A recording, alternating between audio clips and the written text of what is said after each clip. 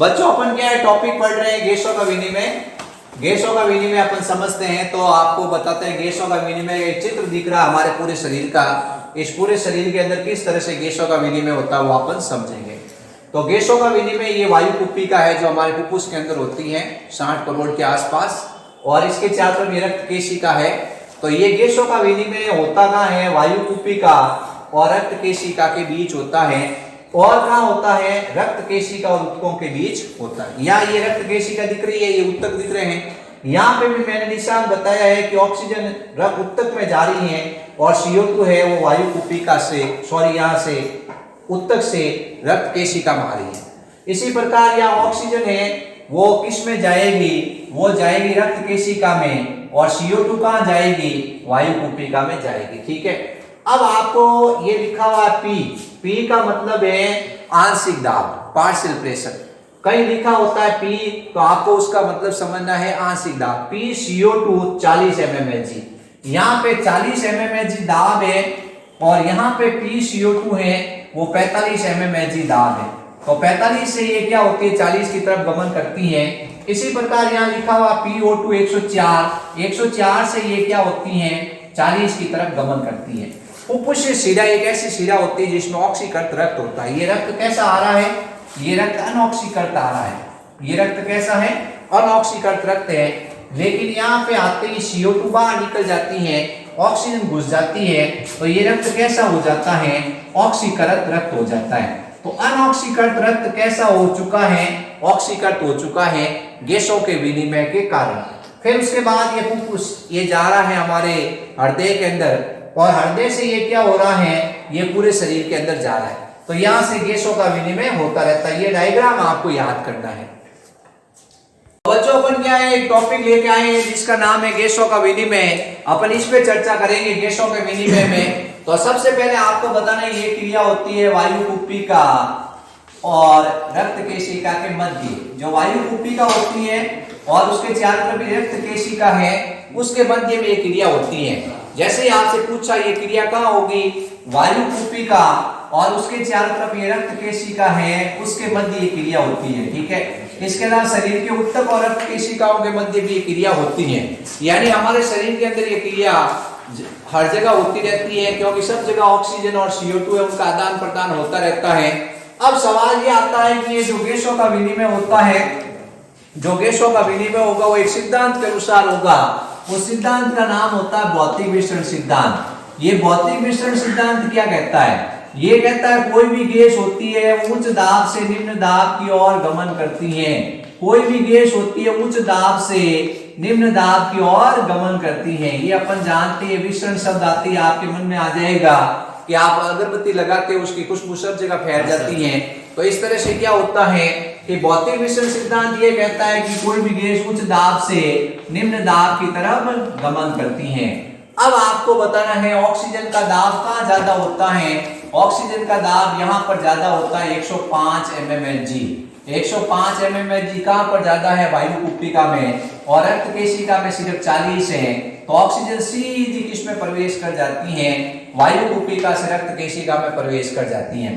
इसी प्रकार रक्त केशिका के अंदर CO2 का दाब क्या होता है, ज्यादा होता है 45 mmHg, और रक्त केशिका में कितना होता है 45 है, यहाँ 40 ही है। तो CO2 45 से 40 की तरफ गमन करती है। इस तरह ये गैसों का विनिमय होता है। अब आपको एक परिभाषा याद करनी है आंशिक दाब की। सवाल आंशिक दाब कैसे भी पूछा जाता है, आंशिक दाब किसे कहते हैं। तो आंशिक दाब को अपन कहते हैं पार्शियल प्रेशर। पार्शियल प्रेशर, आंशिक दाब को अपन क्या कहते हैं, पार्शियल प्रेशर कहते हैं। आंशिक दाब मतलब होता है प्रत्येक गैस द्वारा उत्पन्न दाब को, प्रत्येक गैस द्वारा उत्पन्न दाब को आंशिक दाब कहते हैं। प्रत्येक गैस द्वारा उत्पन्न किया गया दाब, प्रत्येक गैस द्वारा उत्पन्न किया गया दाब आंशिक दाब कहलाता है। ठीक है, आपसे पूछा आंशिक दाब क्या है, प्रत्येक गैस द्वारा उत्पन्न किया गया दाब आंशिक दाब। अब अपन जानते हैं कुल वायुमंडलीय दाब होता है 760 mmHg। कुल वायुमंडलीय दाब का मान होता है 760 mmHg, ये ध्यान रखना आपने। ठीक है, फिर अपने 3 गैसें वायुमंडल में, एक सबसे पहले है ऑक्सीजन। ऑक्सीजन का आंशिक दाब कितना होगा, अपन को पता ही है कि ऑक्सीजन 21% है, 21 बट्टा 760 इंटू अपने 100 से गुणा करेंगे तो 159.3, ये 159.3 mmHg अपन 6 mmHg के आसपास इसका क्या होता है वैल्यू आ जाती है। फिर उसके बाद अपन क्या करते हैं, नाइट्रोजन का आंशिक दाब ज्ञात करते हैं। तो नाइट्रोजन की मात्रा 78% बटा 760 इंटू 100 बराबर आता है 600 mmHg, 600 mmHg। फिर उसके बाद PCO2 का CO2 की मान होता है 0.03% बटा 760 इंटू 100, इसका मान लगभग 0.3 mmHg के आसपास ही आता है, यानी इसके द्वारा उत्पन्न दाब काफी कम होता है वायुमंडल में। तो वायुमंडल में 3 गैस से हमारे ऊपर दाब डालती हैं, प्रत्येक गैस द्वारा जो उत्पन्न किया गया दाब होता है उसको आंशिक दाब कहते हैं। यहाँ PO2 लिखा हुआ है मतलब ऑक्सीजन का आंशिक दाब है, PN2 लिखा हुआ मतलब नाइट्रोजन का आंशिक दाब है, और PCO2 लिखा हुआ इसका मतलब क्या है, कार्बन डाइऑक्साइड का आंशिक दाब है। ठीक है, तो आपने ये ध्यान रखना है प्रत्येक गैस हमारे ऊपर कितना दाब डाल रही है। ऑक्सीजन हमारे ऊपर 159 mmHg दाब डाल रही है, नाइट्रोजन हमारे ऊपर 600 mmHg दाब डाल रही है, कार्बन डाइऑक्साइड हमारे ऊपर 0.3 mmHg दाब डाल रही है। ये गैसों के कारण उत्पन्न दाब का मान होता है। लेकिन यह वायु कुपिका में थोड़ा संगठन बदल जाता है, संगठन बदलने के कारण ऑक्सीजन का आंशिक दाब 105 mmHg रह जाता है घटकर, और इसके अंदर सिर्फ 40 mmHg रहता है। तो ऑक्सीजन 105 से 40 की तरफ गति करती है, यानी ऑक्सीजन तुरंत किस में प्रवेश कर जाती है, ये ऑक्सीजन तुरंत प्रवेश कर जाती है वायु कुपिका से रक्त में, और रक्त के अंदर जो CO2 होती है वो वायु कुपिका में प्रवेश कर जाती है। अब ये इसके बीच में ये श्वसन झिल्ली होती है। श्वसन झिल्ली की परिभाषा पूछी जाती है कि श्वसन झिल्ली है वो किस किस के बीच में है। श्वसन झिल्ली है उसके द्वारा गैसों का आदान प्रदान होता है। श्वसन झिल्ली में सबसे पहले ये वायु कुपिका है उसकी सल्की उपकला, वायु कुपिका की सल्की उपकला होती है, उससे श्वसन झिल्ली बनी होती है, और साथ ही क्या होता है रक्त केशिका का अंतःस्तर। तो ये आपको स्तर के नाम याद रखने, परीक्षा में सवाल आता है कि श्वसन झिल्ली या इसको कहते हैं विसरण झिल्ली, श्वसन झिल्ली या विसरण झिल्ली किस किस के मिलने से बनी होती है। तो 3 स्तर के नाम याद रखने हैं। पहला स्तर है सल्की उपकला, सल्की उपकला किसका है, वायु कुपिका का। फिर आपको बताना है ये अंतःस्तर है, अंतःस्तर एंडोथेलियम है, ये किसका है, रक्त केशिका का है, और उन दोनों के बीच में क्या है, आधारी झिल्ली होती है। इन दोनों के बीच में क्या होती है, आधारी झिल्ली होती है। आपको 3 स्तर याद रखने बच्चों। ये सवाल मोस्ट इंपॉर्टेंट है कि श्वसन झिल्ली है, जो श्वसन झिल्ली होती है वो कौन से 3 स्तरों से बनी होती है। श्वसन झिल्ली होती है वो सल्की उपकला, सल्की उपकला किसकी बनी है, सल्की उपकला वायु कुपिका का स्तर है, और अंतःस्तर किसका है, रक्त केशिका का है। रक्त केशिका का जो स्तर है उसका नाम अंतःस्तर है, और उन दोनों के बीच में क्या है, आधारी झिल्ली है। इसके द्वारा होकर ये जो ऑक्सीजन होती है वो रक्त में प्रवेश करती है, और इसी के द्वारा CO2 होती है वो इससे वापस वायु कुपिका में जाती है। ये श्वसन झिल्ली पतली होती है, ये श्वसन झिल्ली पतली होती है, इसका क्षेत्रफल अधिक होता है, और इसकी विशेषता ये होती है गैसों के लिए पारगम्य होती है, यानी गैस होती है वो आसानी से इसमें से आ जा सकती है। ये 1 मिलीमीटर से कम, मतलब इसकी बहुत ही मोटाई इतनी पतली होती है कि 1 मिलीमीटर से भी ये पतली होती है। इसके द्वारा क्या होता है, गैसों का आदान प्रदान होता है। यहाँ पर ये रक्त बह रहा है, ये रक्त है, ये बह रहा है, ये रक्त कैसा है, अनऑक्सीकृत है, यानी इसमें ऑक्सीजन की कमी है।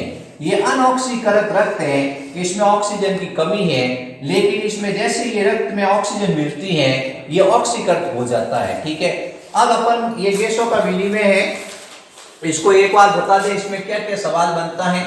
सबसे पहले तो आपसे पूरा गैसों का विनिमय पूछा जा सकता है, तो आपको यहाँ से स्टार्ट करना है, यहाँ तक लिखना है। एक सवाल और पूछा जाता है कि रक्त में CO2 की विलेयता ज्यादा होती है या ऑक्सीजन की विलेयता ज्यादा होती है। तो रक्त है उसमें CO2 की विलेयता 20 से 25 गुना ज्यादा होती है, किसके कंपेयर में, ऑक्सीजन के कंपेयर में। आपने कई बार पिया होगा ठंडा सोडा पिया होगा, उसके अंदर आप देखते हो बुलबुले निकलते हैं, तो बुलबुले कौन सी गैस के हैं, कार्बन डाइऑक्साइड गैस के हैं। ऑक्सीजन को अंदर घोलो नहीं घुलती है, लेकिन कार्बन डाइऑक्साइड को पानी में घोलो आसानी से घुल जाती है। तो ये जो हमारा रक्त है उसमें क्या जल है, प्लाज्मा है, उस प्लाज्मा में ये CO2 आसानी से घुलती है। ये चीज आपको ध्यान रखनी है। तो इस तरह से ये CO2 की विलेयता किसके अंदर ज्यादा होती है? रक्त के अंदर। कितने गुना ज्यादा होती है? 20 से 25 गुना ज्यादा होती है। किसकी तुलना में? ऑक्सीजन की तुलना में ज्यादा होती है। अब अपन समझ रहे हैं गैसों का विनिमय। तो गैसों का विनिमय को एक बार अपन वापस रिवाइज कर लेते हैं। ये क्रिया वायु कूपिका और रक्त केशिका के मध्य होती है और ऊतकों के मध्य होती है। अब अपन कह रहे हैं ये हमारी रक्त केशिका है, ये हमारे ऊतक है, उसके बीच में भी क्या होता है? गैसों का विनिमय होता है। ठीक है, हमारे शरीर में जो भोजन है उस भोजन का ऑक्सीकरण करने के लिए ऑक्सीजन चाहिए, तो ये ऑक्सीजन वहां पहुंचती है और CO2 बनती है भोजन के ऑक्सीकरण से। तो ये गैसों का विनिमय कहाँ होता है? वायु कूपिका, रक्त केशिका और ऊतकों के मध्य होता है। अब आपको बताना है कि ऑक्सीजन होती है वो वायु कूपिका से रक्त केशिका में प्रवेश कर जाती है और रक्त केशिका से वायु कूपिका में प्रवेश कर जाती है। ये जो गैसों का विनिमय होता है एक सिद्धांत के अनुसार होता है जिसका नाम होता है भौतिक विसरण सिद्धांत। ये सिद्धांत कहता है कोई भी गैस उच्च दाब से निम्न दाब की ओर गमन करती है। फिर आपको परिभाषा याद रखनी है आंशिक दाब की। आंशिक दाब मतलब प्रत्येक गैस द्वारा उत्पन्न किया गया दाब आंशिक दाब कहलाता है, जो वायुमंडल में उस गैस की प्रतिशत मात्रा के समानुपाती होता है। जो वायुमंडल में उस गैस की प्रतिशत मात्रा के समानुपाती है। ऑक्सीजन की प्रतिशत मात्रा कम है तो दाब कम है, ऑक्सीजन नाइट्रोजन की प्रतिशत मात्रा ज्यादा है तो दाब ज्यादा है। एक बार परीक्षा में सवाल आ गया आंशिक दाब किसके समानुपाती होता है? आंशिक दाब उस गैस की वायुमंडल में कितनी प्रतिशत मात्रा है उसके समानुपाती है। अगर प्रतिशत मात्रा ज्यादा है तो आंशिक दाब वो ज्यादा डालेगी। यहां देखो ना, कार्बन डाइऑक्साइड का आंशिक दाब बहुत कम है क्योंकि इसकी प्रतिशत मात्रा भी क्या है? बहुत कम है। ये ध्यान रखना है। अब अपन कह रहे हैं कि ये श्वसन झिल्ली क्या है? श्वसन झिल्ली हमारे फेफड़ों की वायु कूपिका है उसमें पाई जाती है। तो ये किस किस के मिलने से बनी होती है श्वसन झिल्ली? श्वसन झिल्ली वायु कूपिका की सल्की उपकला स्तर, वायु कूपिका का सल्की उपकला स्तर और आधारी झिल्ली और अंतः स्तर से मिलने से बनी होती है। अंतः स्तर किसका है? रक्त केशिका का है। इन तीनों के मिलने से बनी होती है। श्वसन झिल्ली से क्या होता है? गैसों का विनिमय होता है। अब अपन कहते हैं श्वसन झिल्ली पतली होती है, इसका क्षेत्रफल अधिक होता है, पारगम्य होती है और ये 1 मिलीमीटर से कम मोटाई की होती है।